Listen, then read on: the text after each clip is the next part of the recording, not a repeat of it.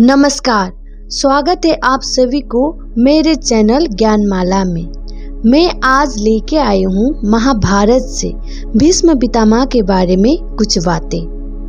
हम भीष्म पितामह के बारे में सुनते हैं तो लगता है कि कितना दयालु थे। जब हम टीवी में देखते हैं तो लगता है कि वे बड़े अच्छे थे, धर्म के पक्ष में थे, दयालु और बहुत शक्तिशाली थे। पर उनका जीवन में बहुत ऐसे भी देखने को मिलता है कि वे कितना असभ्य थे। उन्होंने पिताजी को तो वचन दे दिया, आजीवन विवाह नहीं करूंगा, पर स्त्रियों के साथ कितना असभ्य व्यवहार किया। यहाँ मैं भीष्म पितामह को बुरा दिखाने की कोशिश नहीं कर रही हूँ, इससे हमें बहुत बड़ी सीख मिल सकती है, इसीलिए ये बात कर रही हूँ। काशीराज एक बड़े राजा थे। उनके घर 3 कन्याएं थी। प्रथम सबसे बड़ी अम्बा, फिर अंबिका और सबसे छोटी अम्बलिका।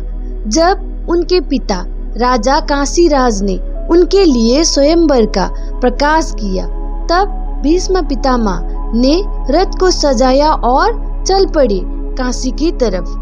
फिर उन्होंने तीनों कन्याओं को एक ही साथ हाथ पकड़कर तीनों कन्याओं को रथ पर चढ़ा लिया और रथ को हाँका। कन्याएं जोर से चिल्लाकर पुकारने लगी। तब सभी राजा संग्राम के लिए उठ पड़े। फिर युद्ध हुआ। भीष्म ने सब राजाओं को जीत लिया। ऐसा लगता है कि भीष्म जी महाशक्तिशाली थे, पर दयालु सभ्य नहीं थे। भाइयों के लिए और भाइयों के पुत्र के लिए वो ही कन्याएं उठाते थे। 3 कन्याएं हर के लाए थे। 2 का तो 2 भाई के साथ विवाह हो गया। एक रह गई अम्बलिका। उसने कहा, मुझसे आप ही विवाह कर लीजिए, पर वे तो विवाह न करने का वचन दिया था पिता को, इनकार कर दिए। अब अम्बलिका को कोई स्वीकार करने को राजी नहीं था। उनके पिता ने भी उन्हें अस्वीकार कर दिया और कोई राजा भी उनसे विवाह करने को राजी नहीं हुआ, क्योंकि भीष्म जी ने सब राजाओं को युद्ध में हरा के तीनों को लाए थे। फिर उस कन्या ने अपनी जीवन को धिक्कारते हुए भीष्म से क्रोधित होकर श्राप दिया और महा दुखित होकर अग्नि में शरीर को जला दिया। वहां कन्या अम्बलिका जलकर राख हो गई। फिर गांधार नाम का एक देश था। वहां का राजा का नाम था गंधा। उनके एक गांधारी नाम की पुत्री और एक पुत्र था। उस गांधारी ने शिव जी की भक्ति करके 100 पुत्रों और एक कन्या के लिए साधना की थी। भीष्म जी ने फिर उस कन्या को स्वयंवर से हर के लाए धृतराष्ट्र से विवाह कराने के लिए, जो जन्म से ही अंधे थे। और ये भी कहा जाता है कि भीष्म ने विवाह का प्रस्ताव लेके गए थे राजा गंधा के पास। गांधार राजा वे अस्वीकार न कर सके और कन्या दे दिए। जिनके पास अस्वीकार करने का ताकत ही नहीं था, स्वीकार करना और अस्वीकार करना क्या महत्व रखता है।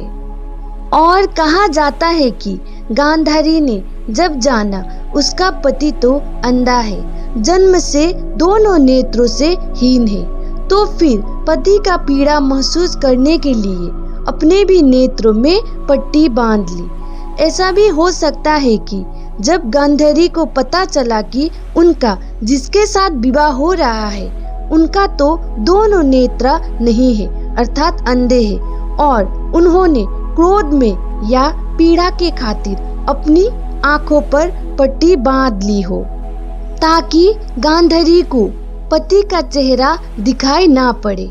कोई भी बातों का 2 पक्ष होते हैं, पर हम जिसने जो बोल दिया वही बात लेके विश्वास कर लेते हैं। जिसका कर्म बुरा हो और हमें बतला दिया जाए कि वे भगवान है तो हम मान लेते हैं, उनका कर्म को देखते ही नहीं।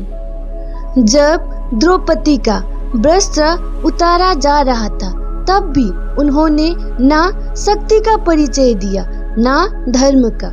पांडवों के साथ इसलिए मोह था कि वे भी उन्हीं का ही संतान थे। जैसे दुर्योधन थे वैसे ही पांडव भी थे। उन्हें लगता था पांडव धर्मवादी है और दुर्योधन अधर्मी, फिर भी वे दुर्योधन को युद्ध के लिए मना नहीं कर पाए और रोक भी नहीं पाए और अपने ही पुत्र पौत्र से युद्ध करने को सज्ज हो गए। शक्तिशाली होने से ये नहीं कि वे बुद्धिमानी भी होंगे। बहुत शक्तिशाली होके दुराचारी का सेवक होना बहुत बड़ी मूर्खता है। आपके पास शक्ति है, आपके पास ज्ञान है, फिर किसी लालच में या मोह में आके किसी मूर्ख या दुराचारी का सेवक मत बनिए। आपको लगे कि आपका शक्ति से, आपका ज्ञान से वे और ज्यादा दुराचारी होते जा रहा है तो तत्काल ही वहां से हट जाइए, नहीं तो आपके आड़ में वे कुछ भी कर सकता है, पूरे पृथ्वी का विनाश कर सकता है, खुद के साथ साथ सबका विनाश कर सकता है।